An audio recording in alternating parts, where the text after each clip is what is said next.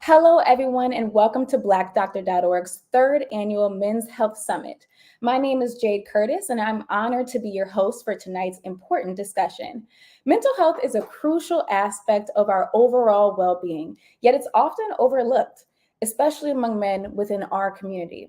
Today, we aim to break down the barriers, dispel myths, and provide practical solutions to help men lead healthier, more fulfilling lives. We have an incredible panel of experts joining us today who will share their insights, experiences, and advice on various aspects of men's mental health. Whether you're here to learn more about recognizing the signs of mental health issues, seeking effective advice on coping, or understanding how to support a loved one, we hope you'll find this discussion both enlightening and empowering. So, to kick us off, I'd love to start bringing our panelists in and have them introduce themselves. Hello. Hey. All right. So Nick Rains, licensed clinical social worker, also a certified trauma professional. I have my own practice, which is called the Love Innovators, and I'm just thrilled and happy to be a part of the show. Wonderful to have you. Mhm. Hi. Hello. Thank you, Jade. My name is John Brown. I'm the chief advocate and founder for Black Men's Health. We are focused solely on creating more balance through health for men of color, specifically Black men and those who love and care about Black men. And we do it holistically. We focus on really five main areas: mental, physical, spiritual, financial, and social. So happy to be here. Happy to have you. Hello, thank you, Jade. Carlotta Vicane, I'm a licensed clinical social worker. And as a title of my job, I am the Associate Director of the EAP program at Cedars-Sinai. And I've been 20 plus years working with individuals, military and healthcare industry, working around stress and their mental health issues. Excited to be here today. Beautiful.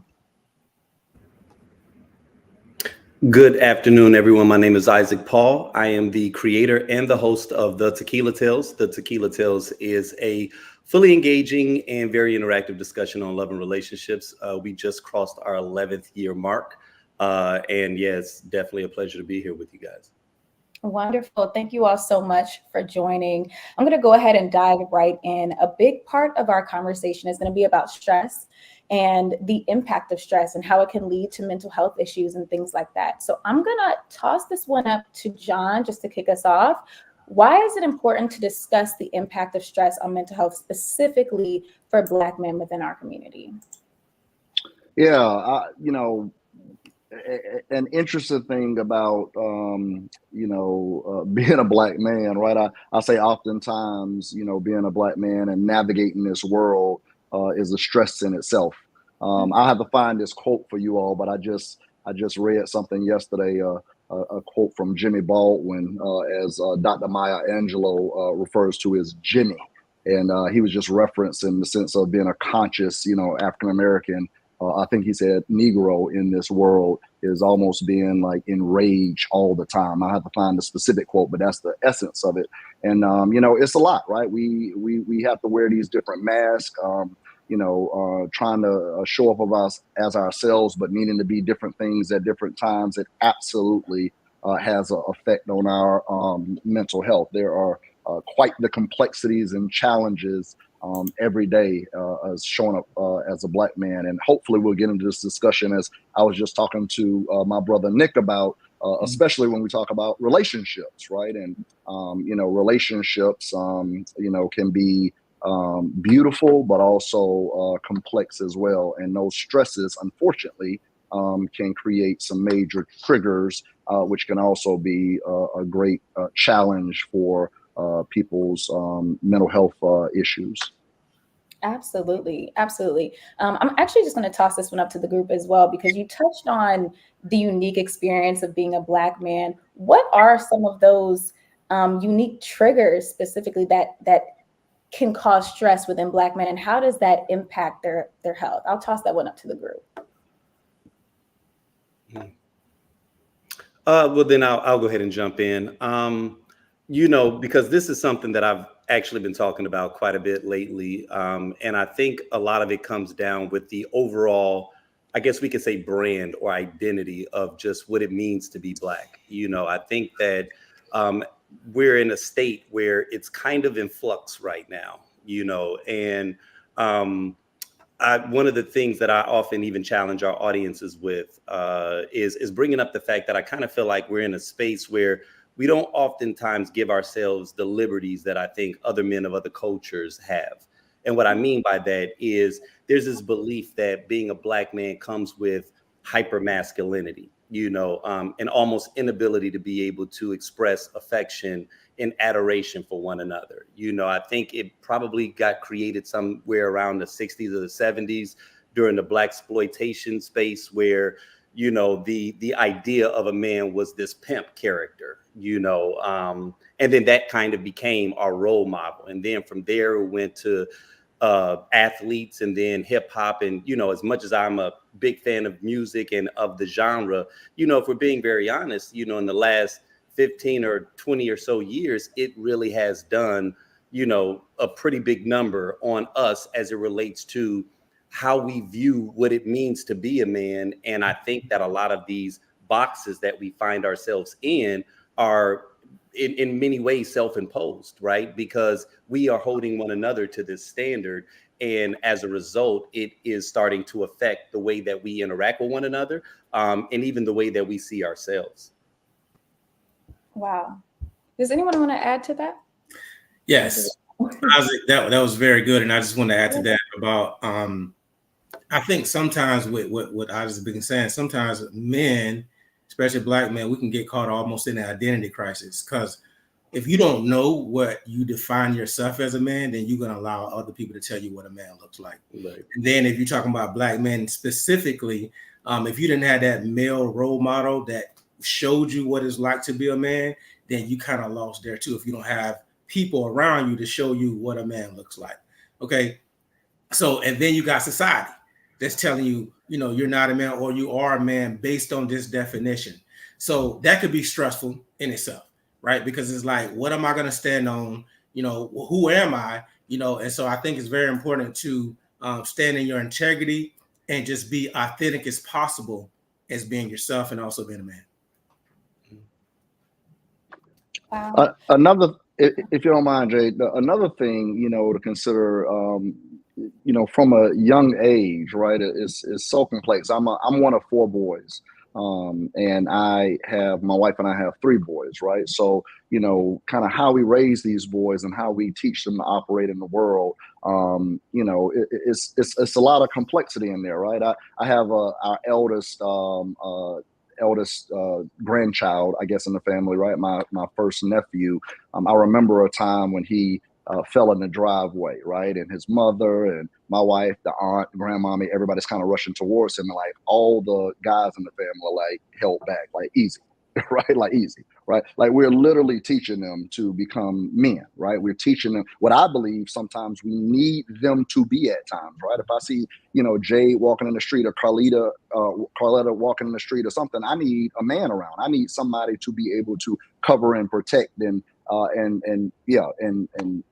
be a man at times. So we're teaching them that from a young age. But again, there are a lot of other complexities, like, we need you to be gentle and soft, and need you to, be, where chivalry is there and things of that nature, open doors and pull out chairs and be respectful and all that good stuff. So there's a lot of complexity even as a young person. And oftentimes going back to our fathers and our grandfathers and their fathers, a lot of this was about life safety and survival, right? We were, and I always tell individuals when we're talking about, things that our fathers might have given us or grandfathers might have given us, things that they didn't. I always remind people, look, those were different times, right? So we got to provide a lot of grace there. If Isaac and I have coffee today, we literally can walk in a place and choose where we want to go based on preference, right? We could sit in that place and talk loud and enjoy ourselves and not have to worry about a lot of things that our fathers and grandfathers did have to worry about. So we got to provide grace because they were living in a different time and we're living in different times now. I really love that you mentioned that, you have your own household and you're looking out for other people and kind of, I guess, being a male figure for others who may need it. And another thing I guess I wanted to ask was, how can friends and family provide support, or like, what does that look like? How do we help young men or even men who are middle-aged or older when they're dealing with stress? How do we come in and help them out, or even recognize it? How do we recognize when someone is stressed? Carletta, I'm gonna pass that one to you because I know you're in social work. How do we recognize? Yeah. I mean, there's so many different ways. I mean, when you start to unpack stress and its definition and how to identify it, there's so many different ways. I think from a very basic level is, we can identify stress by the way our body is interacting, is because stress is truly connected to our physiological body and our mental piece. We don't talk about that part as much as we probably could for the benefit of it. But noticing what's happening within your body, are you having the blood pressure change? Are we noticing the tension in ourselves? Are we noticing a headache? Are we noticing, hypervigilance about things? All these little things, and that's on the extreme end. But when stress starts to come in, it's a kind of a dysregulation. It's like, when am I off a little bit? When am I a little bit off of my kind of normal state of feeling all right? And that's when we can start to say something is going on. Mm-hmm. And whether the stress is, positive light or not so great light, but we noticing that there's a shift in my, positive or happy kind of state of being. There's a shift. It's something's causing me to move in a certain direction. So I think those are good indicators of what I am stressed, because stress can be put on a lot of things. I'm stressed. Okay, I'm just in the, traffic. I'm stressed. Well, yes, you might be. And you also, that's on a continuum. How stressed are you? So I'm stressed because I stubbed my toe. That might be so. So it's looking at how is there, a little bit of different changes that are happening, I believe from your body's perspective. And then how are you just feeling overall? A little off. Something is a little off. So there's probably some level of stress that I would say that is intertwined in that. That would be my basic take. I'd be curious to see what else everyone else says. So I definitely agree with that. To add to it, I think that one of the ways that we could be of service to one another is, especially as men, is if we are a little bit more transparent about our experiences, because the reality of it is that everybody feels these pressures, everybody feels this stress, but similar to what we were talking about a moment ago, as a man, we've been taught to hold it in. And so because of the fact that that is what was passed down, was controlling your emotions, oftentimes it can present itself as controlling your emotions, but it ends up turning into suppressing your emotions. Mm-hmm. And so I think that part of how we can start to evolve is if we are allowing not only ourselves to be more vulnerable in this space. We're in a space with social media where we have the ability to be able to share these messages. And so it's almost like, how responsible do we want to be with our platforms? So, am I going to hop on and I'm just going to continue the same nonsense that we've been on up to this point and pretending like we don't feel? Or can I actually share a vulnerable moment? And I think that there is a bit of a balance that has to come with that, because oftentimes what you'll see is that the individuals that are sharing, they're attempting to capitalize off of it, right? So it's almost like I'm an influencer and I recognize that when I do these things, it elicits a response out of people. And so I think that when that occurs, then we tend to not trust it. But I think that if your common individual, right, like everyday person can come to the forefront and actually just share, either when they're going through something or once they finally left it. I get it that sometimes it can be difficult to share it in the moment, but I do think that if we started to have more transparent, open conversations, then what ends up happening is we kind of demystify it a little bit. So then when I'm going through something, I don't necessarily have to feel alone because I heard when someone else shared that they were going through it. And now I can understand that, what it is that I'm going through is actually normal. And I don't necessarily have to feel like I'm completely, out of the box, so to speak. Mm-hmm. Yeah, I think that feeling normal is about the work that we're doing to try to destigmatize a lot of things also, right? We Black Men's Health, we do a lot of, activity, right? So there might be, I call them experiences. It could be a forum, a symposium, a workshop, whatever it is.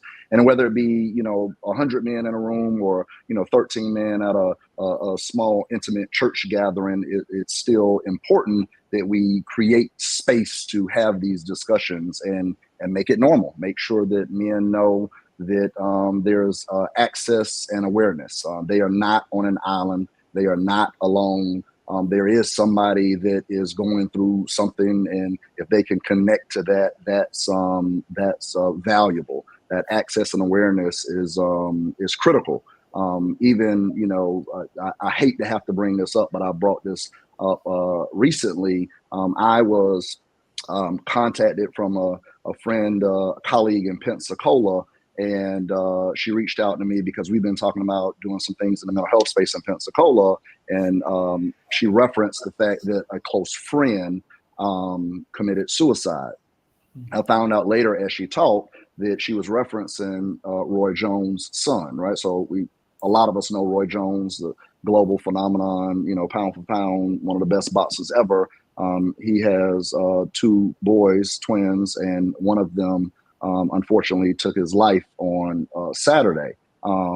That discussion, her reaching out to me, all of a sudden, the discussion we were having about mental health support and doing things in Pensacola was elevated, right? All of a sudden, it wasn't general, it was intimate, it was personal, right? And unfortunately, a lot of us have these experiences also, very close friends, very, close family, etc. And if we could just do this work to, create spaces and access and awareness where everybody, but especially in my world, Black men are realizing that they're not on an island, that they're not alone. They can get through tonight.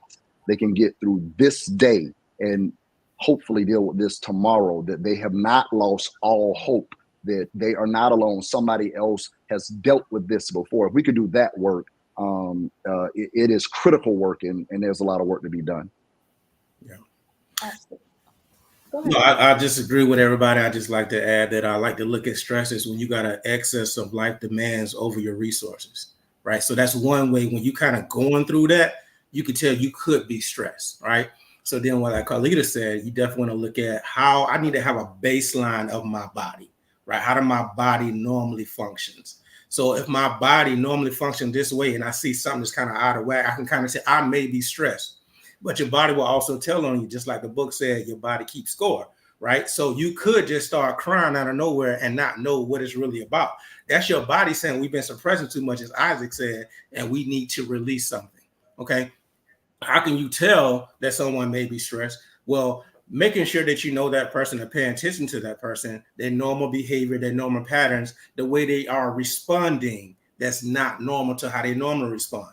That way you may have to tap them on the shoulder and just kind of check on them and just make sure they're okay. So having that connection is very important too, interactions with other people. So they can kind of tell you could be a little stressed, you should be going on something, even though you may not be aware of yourself, if you miss the signs that your body is already giving you. Absolutely. I love that we're talking about the signs that your body actually gives. I want to talk about how stress or mental health can have a physical impact. And I guess I know it can contribute to conditions like hypertension and diabetes. So can we talk about some of those physical things that can happen within your body that can be caused by stress? I'd love to talk about that. This is one of my new favorite things, actually, just growing and learning, because we grow in so much in this field. Is I think it's so fascinating when we think about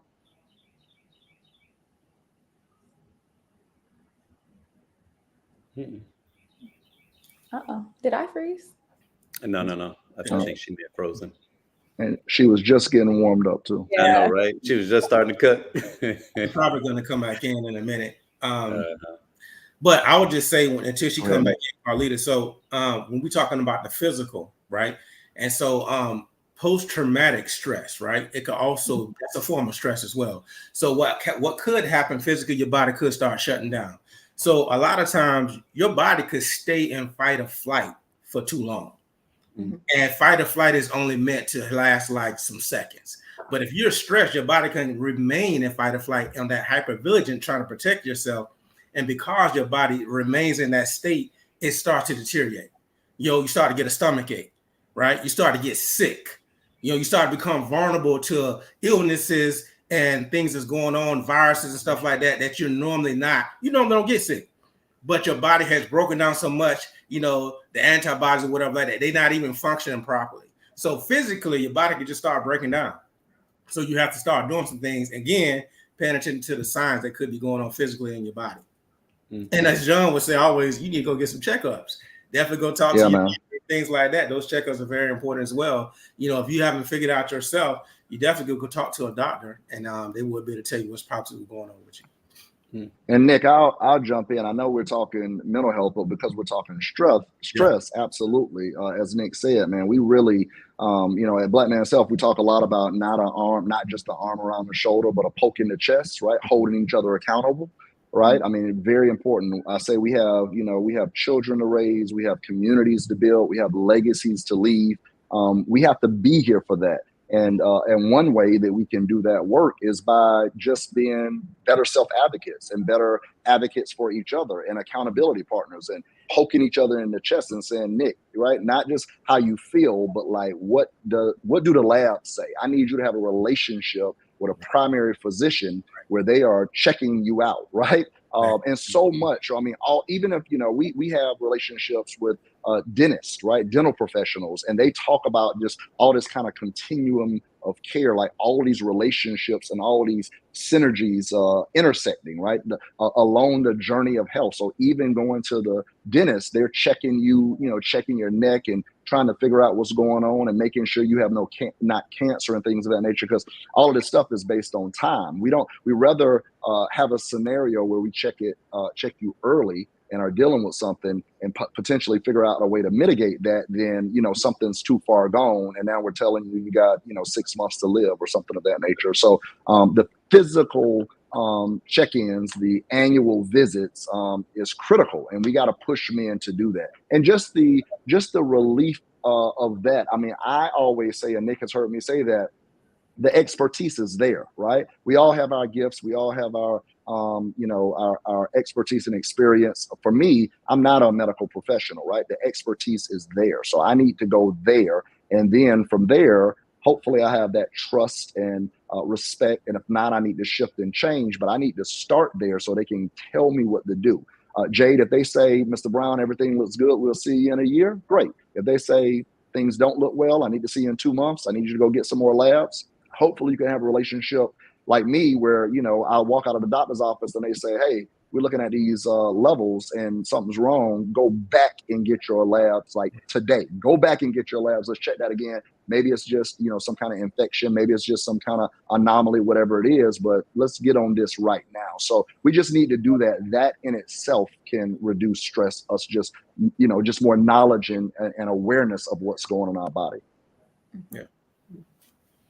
One thing I do want to add to that is that even the therapist as myself could be a resource for the physical part, because we have a protocol. If you're dealing with something physical, really somatic, we send you to a doctor first, right? That's the first thing we tell you to do, because if anything going on in your body, we send you to a doctor first, rule out any type of illness before you even come to get some mental health counseling. So therapists can also be a resource for you as well if there's anything going on with you physically.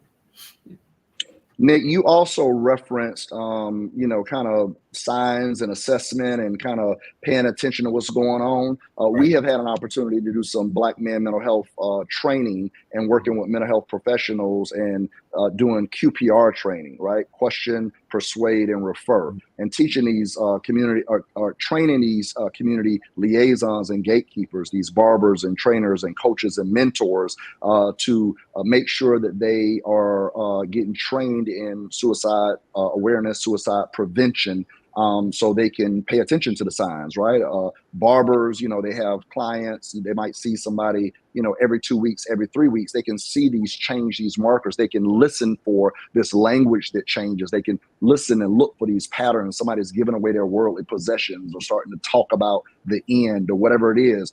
And again, very similar to like CPR, right? CPR, I don't need to be a medical professional to keep somebody alive. I just need to be able to, I could be trained in just kind of sustaining somebody until the medical professionals arrive. So very similar to that, QPR, again, we don't need these community liaisons and gatekeepers to be mental health professionals. They don't have to have the credentials as Nick. They need to be aware enough and trained to be, just do an assessment where they can point somebody in the right direction or possibly stop them where they are to make sure they can call help. Mhm. Wow. Carletta is back. Do you want to Thank pick you. where you left Yes. off? I mean, Absolutely. talk about your body and stress and how you can have an effect. I was like, wow, this is a perfect example of what can happen from a physiological perspective as I start to sweat. It's one of those things I think from, like we said, physiologically, how it has effect on us is what we often don't realize is the mind-body connection is between when we go to experience, just like I was saying, the hunter-gatherers piece is that when we have a threat or a perceived threat, our body does things. So, for instance, like your liver changes, your gut starts to slow down, your metabolism slows down significantly. You can become hypervigilant on a situation. That's when we get the sweating. Your blood, this is when it's fascinating, your heart and your heartbeat shifts in a certain way if it's a perceived kind of stress that you could be hurt, so that the blood flow changes so that if you don't particularly bleed out. So the blood flow slows down in a way so that if there is an injury, you don't bleed out. And the interesting part is that that's when we have that perceived, I'm going to be in danger, it's going to be the end. But we also have this other side of stress and kind of our body physiology is when we think of it. I think she cut out again. She was cooking. There She was cooking. Cannot believe it. There we go. This There is we just go. not There my you go. day. All right. It's not my day. All day. Okay. It's okay. In the universe, we're going to be great. Is in that piece of the when we have perceived stress to be positive or a challenge for us, the physiological part shifts as well. So if I'm anticipating that I'm getting ready to, I like to public speak or go into, a performance or do something of that perspective, that stress is still happening within our bodies. But what's different is that the heart changes in a different way so that it can produce more blood so that I have the energy to do what I need to do. We have different hormones. You typically have cortisol that comes up when you have a perceived stress that's in a negative or a life or death type of manner. And that's in order for us to have increased immunity so that in case something happens, we can heal better. We get adrenaline or we get other hormones that gets the blood going into the happy hormones, if you will, when we think of stress or we think of something from a mental health capacity as positive or as something that we can endure. So it's really interesting to think. It's like, yes, there's, we have the hypertension, we have that, but even in the moment, your body is adjusting to how do I perceive a situation. So that moves in time into that mindset. What are we thinking about when we are in a particular type of stress? I love how Nick talked about the resources. Do I have enough resources to overcome a certain situation? And so those are kinds of things that we think about when we're like, wow, I do have enough resources. Or, if I'm going to have to give a talk, I can feel confident, I can get excited. I'm still having stress type of responses, but I have the resources to overcome the situation. I have the resources to hopefully get the internet to work for me for the rest of the time today. So it's being able to have that shift, and that's where that physiological movement can come in. And when we have that prolonged stress and that prolonged stress that is perceived to be a threat to us, that's when we start to see the long-term anxiety, the long-term chronic illnesses that we see. That's when we see when your body, sometimes you're the doctor and you're like, I don't know what's going on.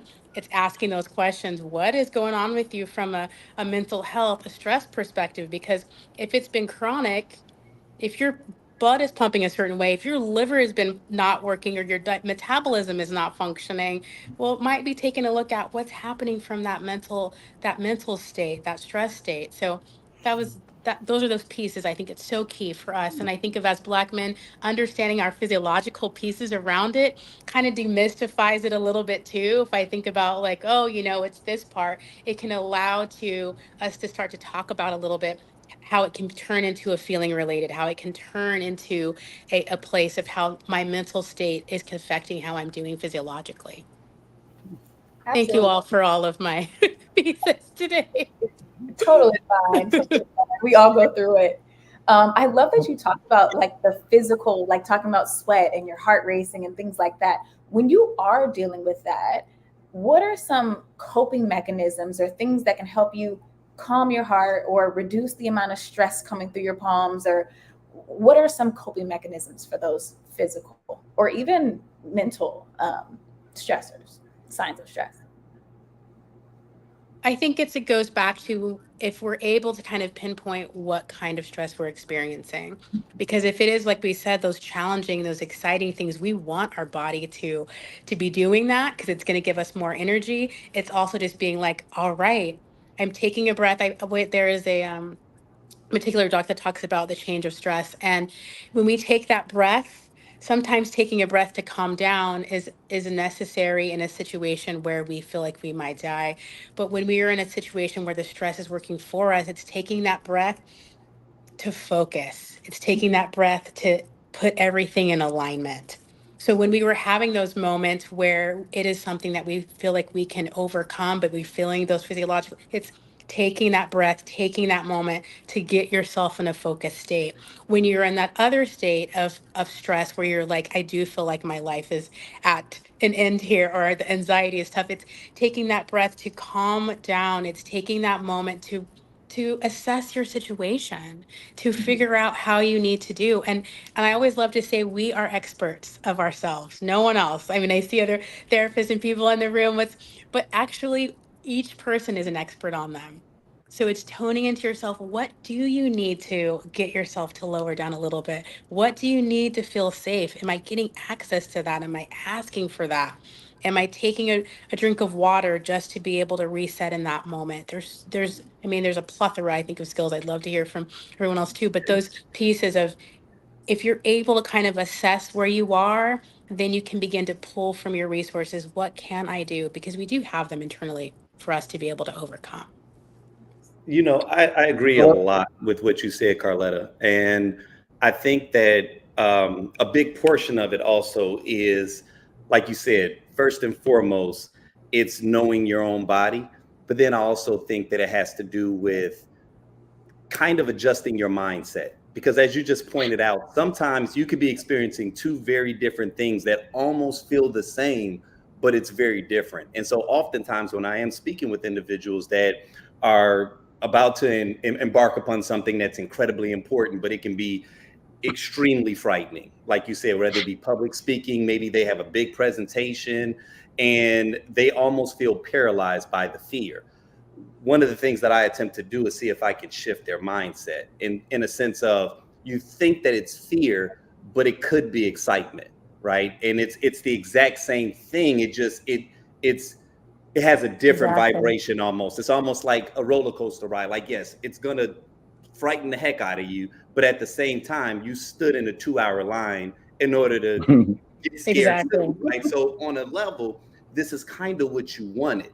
And if the roles were different, if this opportunity had been taken away from you, you would actually feel worse, right? And so sometimes when I have these conversations with people, the goal is not to minimize what it is that they're feeling, but it's to add a different perspective. Because one of the biggest things that I think happens in just our day-to-day lives is that, you know, we experience things and without the proper grounding, a lot of times we're making like misguided assumptions that something is going wrong, when in reality, no, this is the way it's supposed to feel. It's okay. Like, and then I have to share with people, like, you know, Beyonce will tell you all day that she gets scared every time before she gets on the stage. It doesn't matter how many times that you do it. This is a part of the process. And I think that once a person gets grounded to understand that what it is that you're experiencing is actually regular, and that confidence or courage isn't the, you know, absolution of fear. It really is learning how to control the fear. It's feeling those emotions and then still pushing through it. And then the more you do it, the more experience that you get with it. And so I know that when it's the first time that someone is experiencing it, that can be difficult to try to get them to understand this. But, you know, one of the things that I try to get them to just at least see is just at the very foundationally is, if you can accept that what it is that you're experiencing right now in many cases may be natural, then you at least get an opportunity to approach it differently. But to the point that you also made, it does become very important to be able to distinguish the difference between that good kind of tension and the type of tension that means like my life is in danger, and really being able to distinguish the differences between those two. But I think that there are times where we are chasing after opportunities, or there are these big moments that are calling upon us to do something great, and we do feel paralyzed in those moments. And really what we need is just a shift in mindset so that we can view whatever this opportunity or whatever this situation is in the correct light. Mindset is everything. Completely agree. That Isaac reference, pushing through and things feeling normal. I love what Nick said earlier about, sometimes getting to a breaking point and you might just burst out crying, right?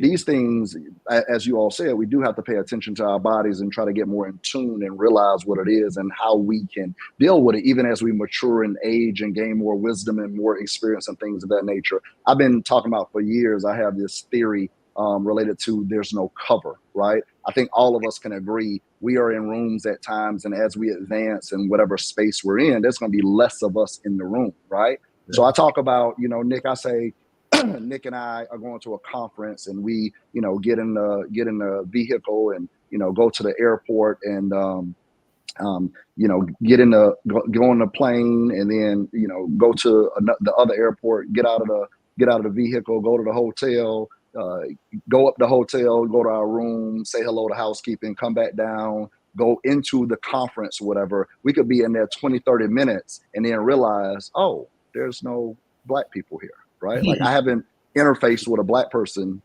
since I left the house. I mean, that's a real scenario, right? We've learned to kind of deal with these things. If you take one of my counterparts, a white counterpart, that wouldn't happen, right? Maybe the vehicle going to, the ride share going to the airport. But if one of my white counterparts got on a plane and everybody was Black on that plane, instantly they wouldn't know, right?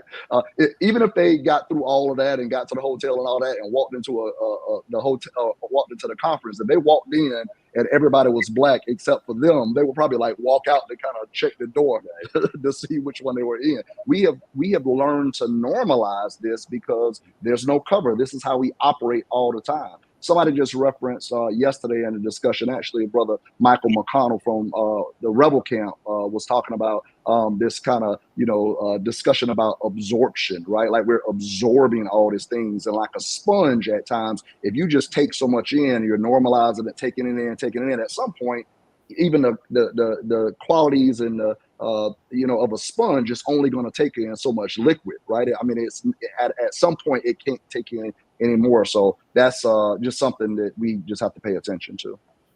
Yeah, I wanted to add to something that all of you guys already said, but I know specifically when Isaac was talking about changing the focus about things, and that's how you can reduce stress, as you talk about some skills you could use. So we like to call it reframing. Same thing you just said, Isaac. So it's like, instead of looking at, so we talk about public speaking, we can say that a lot because they said some people would rather die than do public speaking. That's how scary it can be. All right. So that's how serious it is. So just using that as an example, we shouldn't look at it as Isaac has said. I'm not looking at it as I'm scared to do this thing. I get to do this thing. And they also gave me the opportunity to show what I know. All right. So that's public speaking. So we reframe this thing. So when I have a job interview, it's huge and it's of big magnitude and it could really affect my life. But then I get a chance to express the skill sets that I have and give them my employment history. So reframing the thought process of being so scared, and also, as Isaac said, making it more normal. Right. Some of the skills we could use, as Carlita mentioned also as well, something called introspection. As you go down your whole body, also could call it a grounding exercise. So I may start at my head, and then work myself all the way down slowly throughout my body, checking for knots and anything that could be in here, tight, anything like that, and loosening myself up. That's another way to de-stress, right? And then sometimes I may go in a room if it's not deep breathing, and I may be like, okay, give me two things I see. I'm shifting my focus again, as Isaac said. 2 things I smell, right? 2 things I hear. All that's doing is just shifting my focus away from being very fearful and scared about what's about to happen, and now I'm changing my focus. So that's some skills that you can use also to kind of de-stress in the moment. Wow, that's really interesting. And this is a physical, like, are you physically touching yourself to feel for these knots, or is this kind of? So you can physically touch, but what I'm talking about, you could just sit back and then in your head mentally go down from all the way down here, as you almost like you just going all the way down your body, right? All the way down your legs and everything like that, and just feeling for any type of knots or any tightness in your body. That's another thing, introspection. Wonderful, wonderful. And so for people who are dealing with stress and maybe, I mean, while these tactics obviously sound amazing, and it sounds like I'm about to discredit them, I promise you I'm not. But if they feel like they need to take it a step further and maybe go to counseling, go to therapy, how can Black men benefit from that? And just to kind of give them a sneak peek, maybe what can they expect from a first session, just to break the ice so they know, okay, it's not so scary, I can go to therapy. I'll start. Okay, so I'm already on mute. So great question, first of all. And I'm gonna tell you what I do as a therapist. So when I see a Black man come to therapy, the first thing I tell him is I'm proud of you.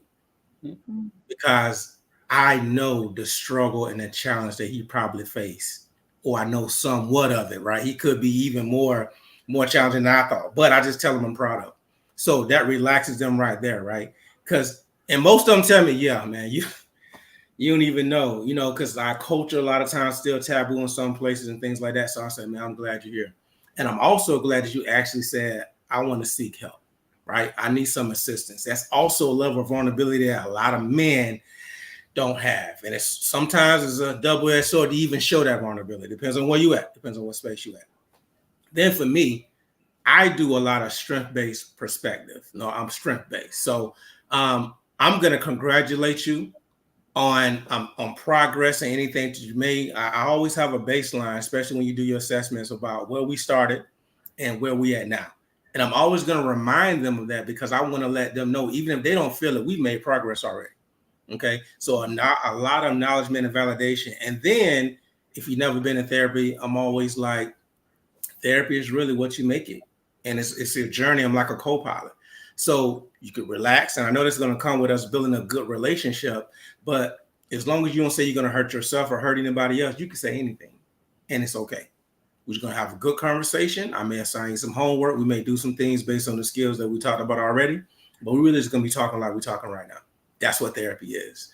So a lot of times that eases the tension and eases the fear of, how do I conduct myself in therapy? I completely, agree with all of those pieces. I think the only thing that I typically add, is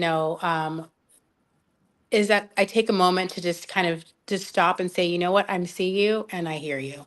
Because I think it's so important, and every human wants to be seen and be heard. I've talked about this a lot lately with my team. But I think in particularly, with our Black males, is just stopping the time to just be like, I really do see you.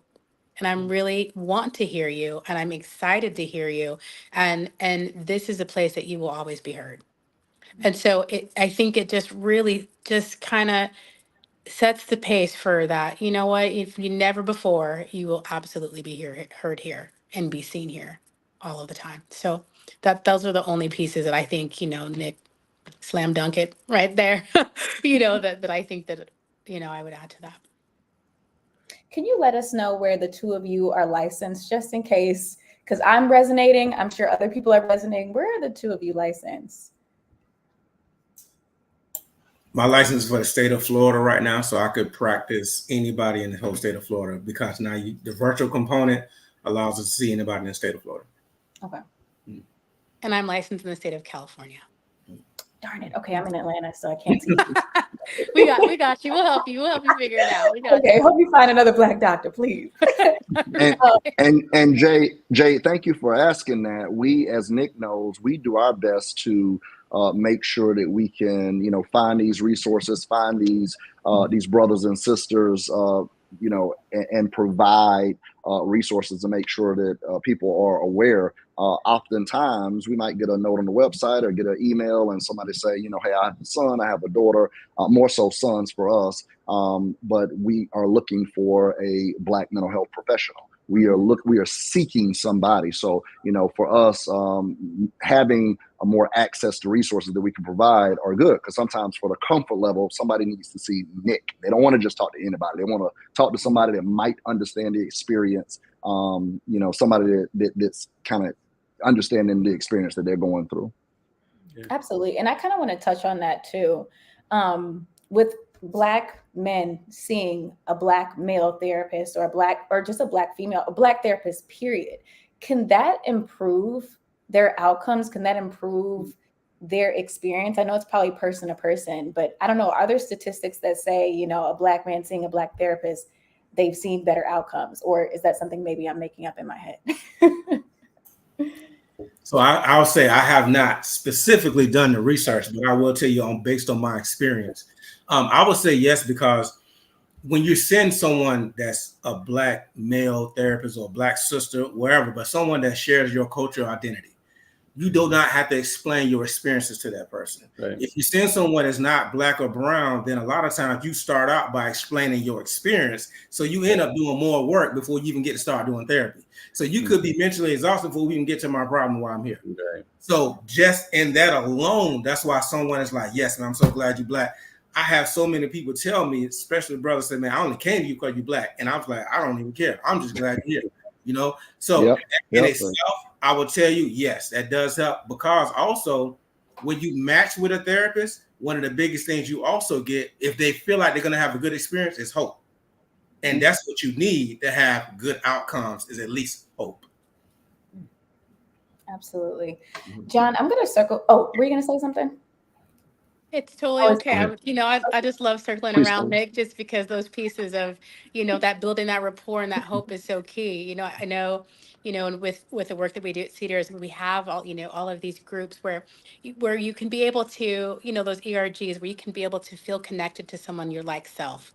And it's really important to be able to have that first, to be able to do that. That's even just, as Nick knows, those steps to getting well is having connection, feeling heard, being seen, having someone with a shared experience. So, and it's just that encouragement and like that plug of, we need more of us in this field that's willing to take us on, so just being able to have that encouragement and pushing the envelopes in all the places to make sure that we are having, our faces seen and heard in this world is so important to that healing process. Jay, the other part about that, in the sense of making sure that we know more, Nick's and Carlitos, is the fact that they need support. They need outlets, right? So, again, back to, what Carlito was saying about those shared experiences, the professionals need professionals. So if we can, and sometimes, again, I know, Nick, with some other relationships that we have in the community, if so many people are coming at Nick and Nick doesn't have capacity, I'm not saying that Nick doesn't have capacity, y'all call him, but if he did not have capacity, having people that he could refer to or point you in the right direction is also very valuable. John, I'm going to circle back to something that you mentioned earlier, and I didn't want to cut into the conversation we were having, but you mentioned how you guys went to a conference and you saw all these, white, you didn't even notice at first for the first 30 minutes that you guys were the only Black there. Happens all the time. Yeah. And just kind of leaning into that, it kind of makes me wonder about stress related to work. Now, luckily I work for Black doctors, so my job is primarily Black. I don't have to deal with that. But for people who maybe don't have that blessing and, are experiencing maybe work-related stress, whether it's related to seeing people like them or other stressors related to work, how do they cope, or how are people uniquely affected, or Black people uniquely affected by work-related stress? Man, I tell you, one of the things I have to remind myself is, the work that we do, even this, right? I'm looking at, there's 5 Black people in the box, right? This is not a unique experience for me. I do the work to gather this as much as possible, whether it be for us, myself, or, our audience and our target, right?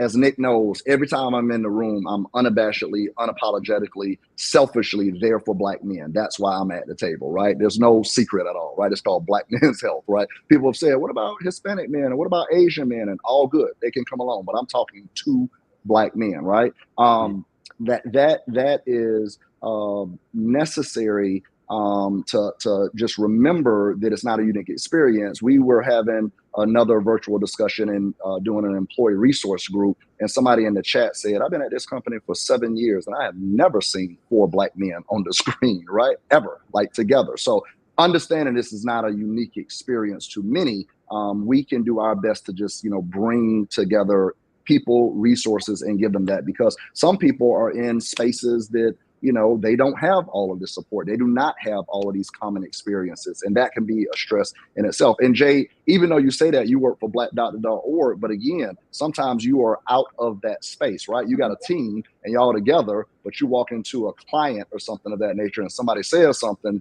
now you all have the shared experience and you looking at each other like, I'm about to pop off, but you can't pop off, right? Because you are in a professional setting. And so that's when I said, I referenced wearing the mask earlier. Man, we are wearing the mask all day long. All the time we're wearing the mask, and that in itself can be a stressor. Like, can I show up and be myself today? Can I be, I hate to use the word authentic, but that's really the definition of it. Can I be myself?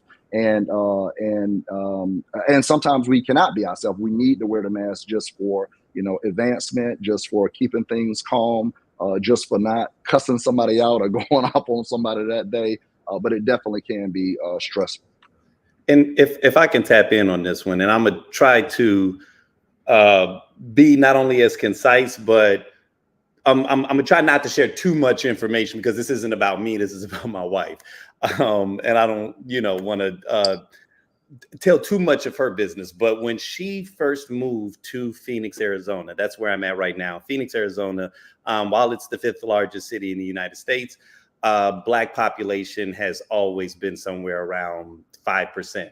I think it may be close to 7% now, but you become accustomed when you're in this particular environment of being one of very few Black faces when you're in a particular room. So when she first moved down here, she came here before I did.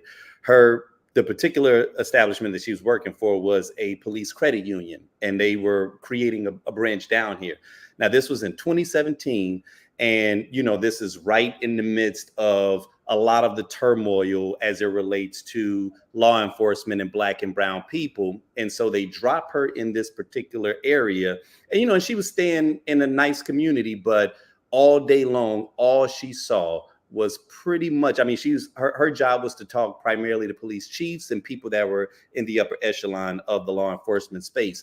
And then you're talking about it's a purple state now, but it's still very red, especially once you get inside of the law enforcement space. And some of the things that she told me that she would overhear while sitting in these conferences, while it would not necessarily be something that would get people fired, it's the type of stuff where she continuously had to bite her tongue. And I watched it affect her on an emotional and mental level for several years, because, not only would they say certain things, but because she was a Black woman that was in this space, there was this it was almost like she was being gaslit, right? In a sense of, they would say things and almost have an expectation as if, oh, well, you're one of us because you're in here. And of course, because she's there on a sales capacity and, new business, you can't really tell them what's on your mind. You can't go back and forth. You can't challenge them. You got to kind of take it on the chin, right? And so, I watched how frustrating that was. Now, with me, in the way that my mind was, I like a good argument. That's why I'm in the space that I'm in right now, because I will debate with you. But I probably would have either been fired or not as successful in this particular role as she was. But because she was taking it in, I watched how it was affecting her, and it affected her to the point where she had to leave that organization. And now she's working for one specifically in an area that promotes Black businesses. So, she did a full 180 because she just had enough of it. And again, it was similar to what John was saying in terms of having to not only take it on, and it just wasn't something that she could just, wash off, because of the fact that it's not even just dealing with, people of a different hue that may view things differently than you. When you're talking about law enforcement and just everything that was happening during that period, and then you had Trump in office, I could just understand that it felt like probably bearing the weight of the world. And she was the only Black person in many cases that was in this room. And since she was the one that they moved down here, she was also kind of even isolated in the office that she was in. And so during that period, she ended up having to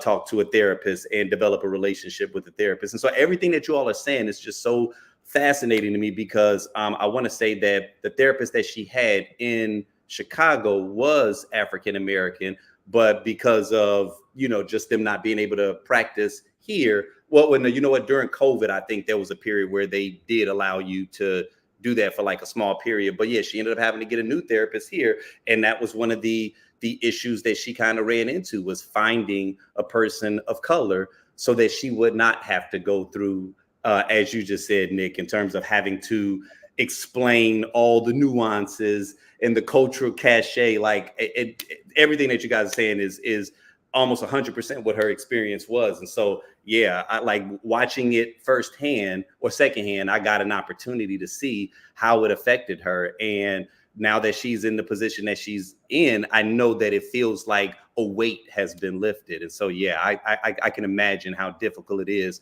for many people that are, especially in certain corporate environments. You got to deal with all these microaggressions and, just the little things that people say sometimes, the cultural insensitivities, the things that they don't even realize that they're being racist when they say it, because when you're ensconced in a room that's 99% you have that liberty. You don't have to watch your tone. But as you said early, John, which had me cracking up when you talked about how if you came into a room and, I just watched a comedy special. I can't remember this gentleman's name, but he told a joke at the beginning that was hilarious, where he opened up and he called everybody racist. But he said, I'm going to tell you your level of racism. And the basic punchline was the amount of Black people that it would take to be in that room before you felt like something was awry.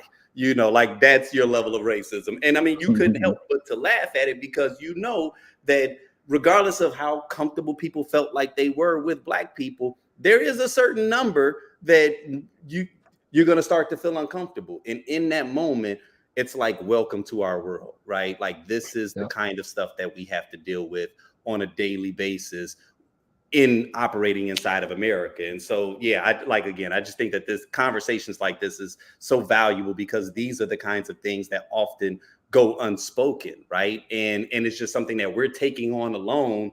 And unless we have someone that's either sharing a lived experience that's similar, then we just feel isolated. Hey, Isaac, you said microaggressions. Microaggressions only work when people realize that they need to kind of understand, to be professional. Some of these, especially in this world that we're living in right now, some of the stuff is just straight aggression. That's true. Chop the micro off. Sorry about that, Carla. Yep, that's true.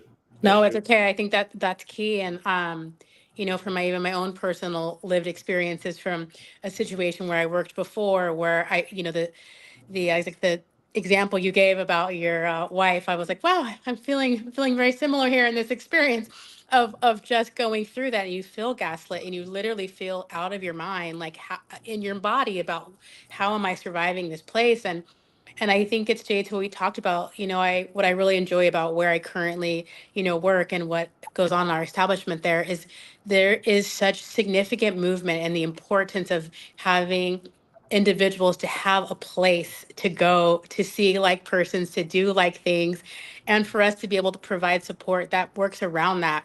You really can tell the difference, because when being in places and spaces that hasn't existed, to coming into, I can know when I came into Cedars and I was like, oh my gosh, this ERG, like there's a whole thing and my boss looks like me, and then like, what? This is a whole new ball game. And it's amazing how it changes your mindset and your ability to be able to overcome things, even without having to think about it to some degree. It just becomes, it helps to create that, I don't like the word normal, but a very healthy and typical type of situation where you're like, wow, I'm seeing other people like me. These other things exist. There's groups that I can go to. There's things that I can acknowledge, whether it's my spiritual difference or my racial or ethnic difference or my gender difference. It's so important if having those things established. And I think it is very key, Jay, like you said, what if this is in the workplace? What if it is professional? We are able to do that. It's, finding the people in the space to be able to push that. But when it exists, it does make a significant difference in your ability to overcome the stress, to overcome, life challenges when you can have those things. So I encourage individuals, if you're able to make those difference, find those groups. If it doesn't exist in your own organization, try to create them amongst yourselves outside of another organization. Pull two corporate groups together and create some spaces of health and support for each other. Absolutely. Oh, go ahead, Nick. I just wanted to add to what John and Isaac is saying, because, of course I have my own practice now, but I worked in corporate America, and most of the time the people I work with did not look like me. Now, I always made them uncomfortable. If you have microaggressions, any type of aggressions, you were uncomfortable around me if you was the opposite race, because I let you know it. They couldn't do anything to me because I was a high performer, because I'm studying, I'm a researcher, I'm gonna know my job, which allowed me to say what I wanted to say. So I'm used to, Isaac, I've been there where your wife has been, and I'm telling you, I let them know, because I love a good debate too, and I let them know where I stood at, but they couldn't do anything to me because I did my job. And everyone else that knew me, they liked me, but I let them have it. I did not bite my tongue. But I'm glad I work for myself now, because I can really say what I want to. But I always told myself I need to work for myself because I know who I am, and I'm not going to back down. It's beautiful. Nick. It is.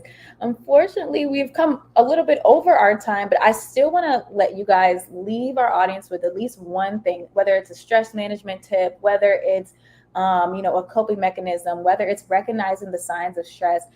Just leave our audience, or specifically our Black men, with something that they can use, or some advice that they can use following the slide to deal with stress, to deal with mental health. Hey, I don't mind leading. I say find your community, right? Find your brothers. Try to convene. Be intentional in convening. And fellowshipping. It doesn't have to be structured. Sometimes you just need to be around men and talking through those things. And as Isaac said earlier, just being transparent, and as transparent as you are comfortable with. But a lot of learning can go on, a lot of life hacks can go on. Men have expertise and gifts in areas that you might not, and it can make your life so much easier because they can share those gifts and share that expertise. So, and let the folks know that you love them. Mm-hmm. I'll jump in. So one of the things that this one was important to me, and it was something that I recognized when I was making some movements. I think that there are times where we have to acknowledge and update our own software. Like when it comes to our devices, we always know that there's a certain point where you just have to update your software. You have to update. They'll patch the software. They'll fix certain bugs. It allows your device to be able to run a lot more fluidly. I think that we all have our own internal software, and there are times where we are chasing goals, we are chasing objectives, and they are outdated, and we don't realize it because we haven't taken an opportunity to assess where we are right now at this present day and age. There was a point where I was literally about to make a move, a cross-country move, chasing a dream that was no longer my dream. It no longer fit who I was. And I really think that in this post-COVID society, a lot of us have changed in some incredible ways. And while we are all technically back outside, we're different.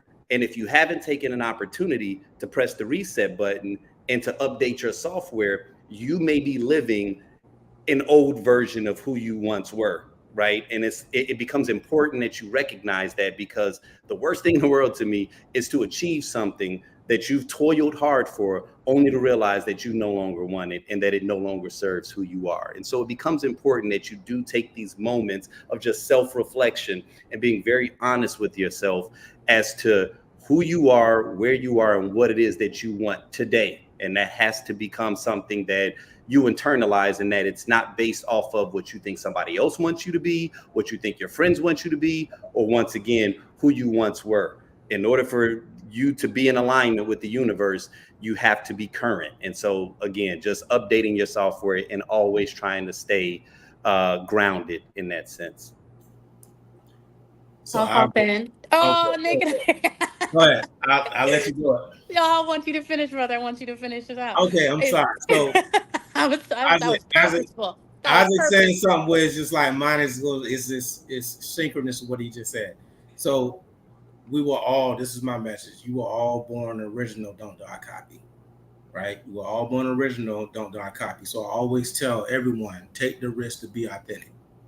No matter what the consequence is, take the risk to be authentic, because that can translate in you having less mental health issues, because you always stand in your identity and your integrity, and you are being who you are. You are wonderfully made, beautifully and wonderfully made. And so it's no one else like you. So don't take and waste your time trying to be someone else. And I think my last piece is that is just you have what you have it within yourself to overcome, because you are an expert on you. So if you're an expert on you, then you have what you need to be able to overcome the things. Align yourself with, the right people, all the things we said, that were said here. And I think that's a big piece for me and that's how you are able to be seen and to be heard. So thank you. Beautiful, beautiful. Well, I want to thank you all so much for joining our panel and sharing your incredible insights, your experiences, and helping us all feel seen. So thank you all so much, and hope to see you all soon.